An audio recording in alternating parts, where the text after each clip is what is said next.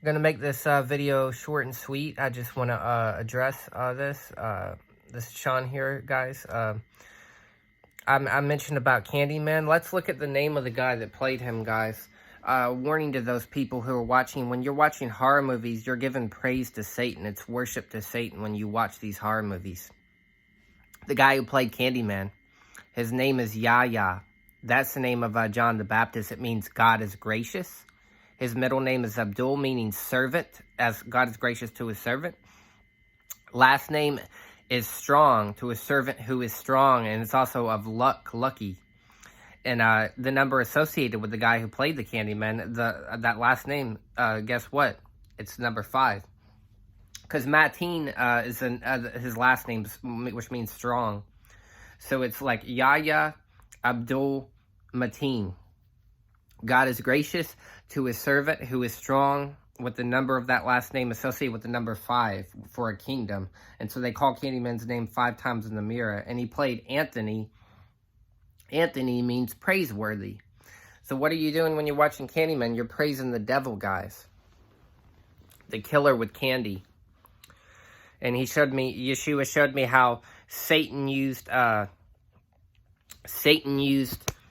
basically Ant-Man to mock Peter, because Peter labored more than any, or I should say Paul, he labored more than any man, like an ant, labors, that's how ants are known.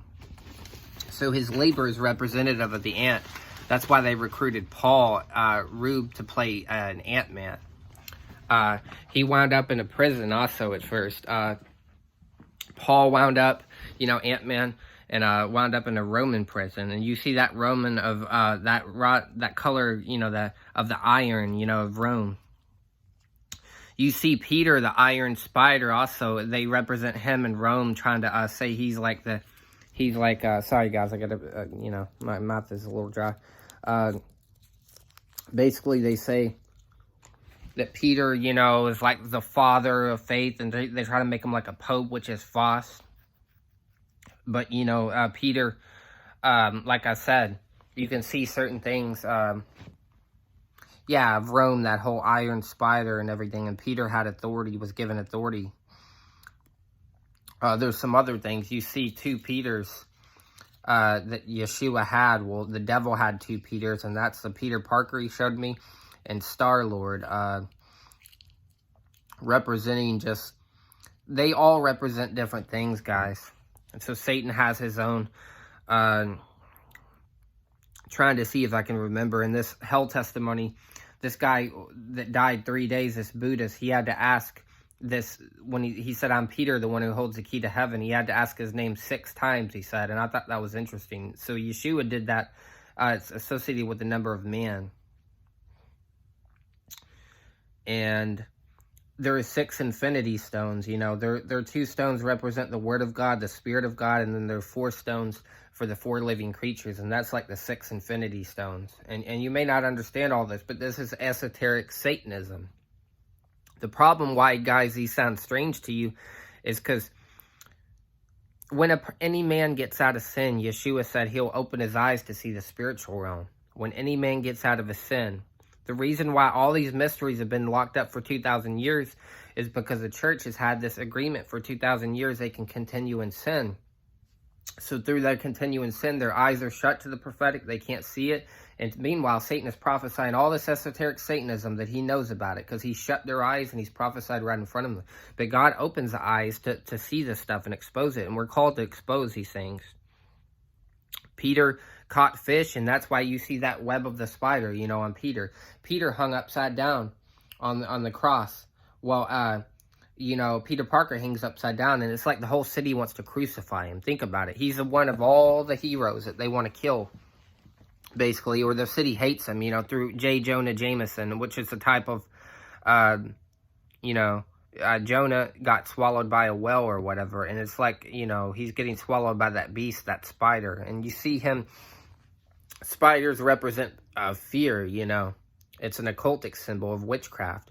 And remember, what does Peter Parker do when he shoots his web? He does a hell Satan, because Peter had the devil speaking through him, Satan, one time. And so Satan is trying to blaspheme God.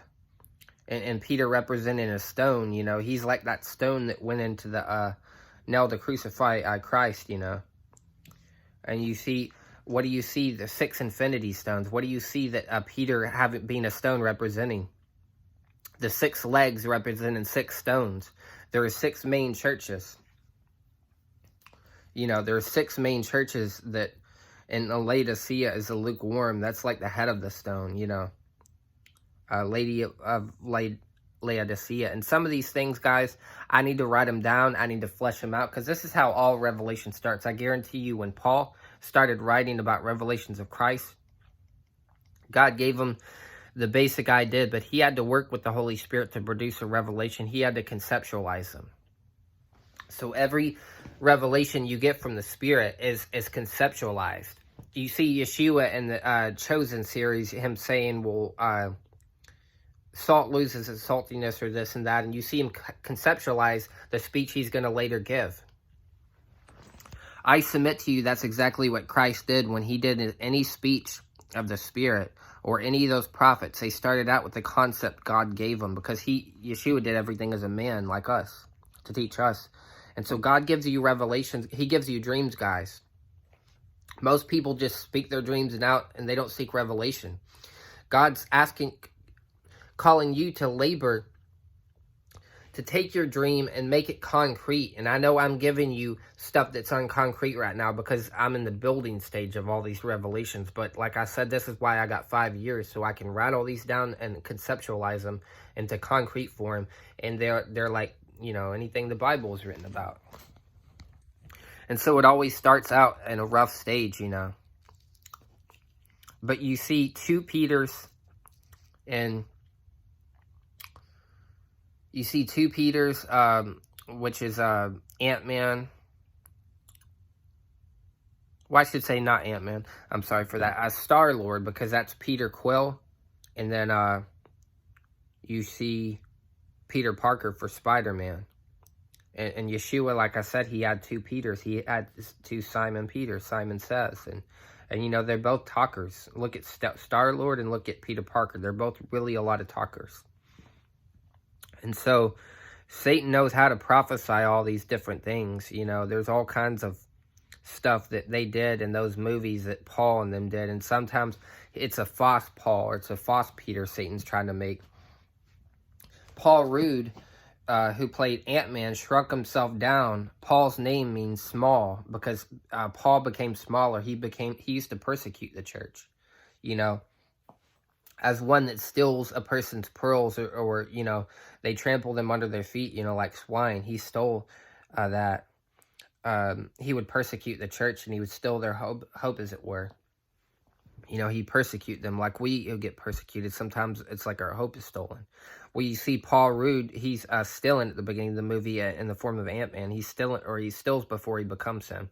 And he goes to prison or jail, like, you know, Paul went into jail. You see him running from water. You know, he shrunk down. You see that whole shipwreck thing with Paul on water and everything. There's little symbolism there, that they do little esoteric things. I mean, you may not understand this, guys, but because when a person's walking in the flesh, they don't see these things. They just see these mindless movies. When a person gets out of sin, they stop seeing more than just the physical. They start seeing spiritual, because they've let go of this material world. Now they're seeing in the spirit. And Satan doesn't want any of this. But I'm going to let you go. I was just telling you basically I started out talking about Candyman. God's given me so many revelations.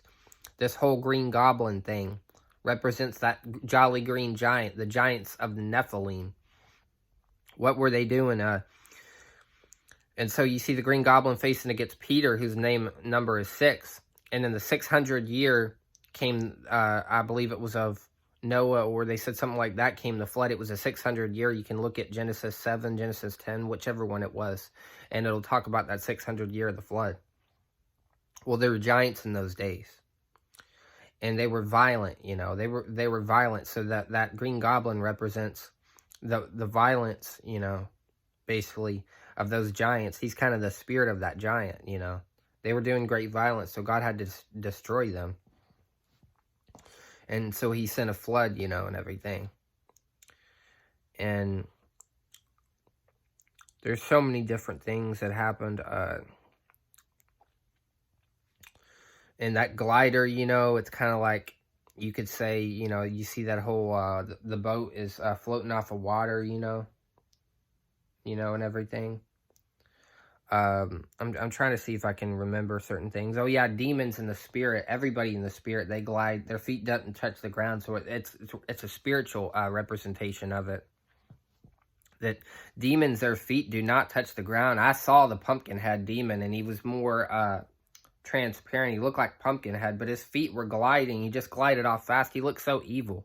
He even had a goblin-esque head. And so remember that I told you the Green Goblin has pumpkin bombs, Pumpkinhead also, and I saw him gliding in the dream. And so Yeshua is showing me these things first. It's not like I'm making up this stuff. Yeshua shows them to me. I go back and look at him because he knows how to be prophetic. But the problem is, our church is so carnal that we think it's strange when we hear people talking about these things. We think, oh, how strange is this? But the problem is, guys, we have our eyes open to only the fleshly things. We cannot see spiritual things, you know. We can't even see those things. And I tried to think to myself, what is the goblin's shape of his head like? It seems like a ship, you know. It seems like a ship, you know, and being the captain of a ship. And like I said, his pumpkin bombs, being the king of the harvest, you know. He wants to take over the ship of the Lord. And there you go again, those giants in that ark, you know, Noah built that ship. And you see Tony Stark, you know, representing that Ark of the Heart as the Ark of Noah, and he's mocking Noah, and you see him drunk in the middle of the second movie. You know, he's supposed to be a man of iron, a man of authority, but here he is drunk and acting stupid, you know. You know, and just different things they just do to mock, you know. That's all Satan does,